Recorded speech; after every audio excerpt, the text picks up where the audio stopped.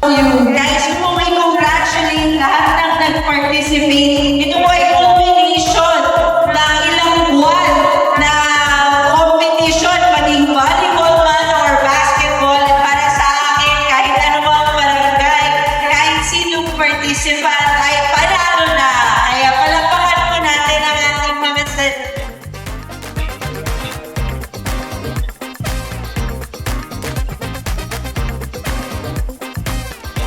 Yung pamilya namin, naniniwala kami na napaka-importante ng sports. Kaya nag-organize kami ng Billiard Cup noong 2022 at tuloy-tuloy naman ang Billiard Cup since 2022. Kaya nakakatuwa naman at palakas ng palakas yung sumusuporta sa Billiard Cup at kami naman happy naman kami na pagbigay kami ng tulong sa ating mga kabataan sa pamamagitan ng mga sports tournaments.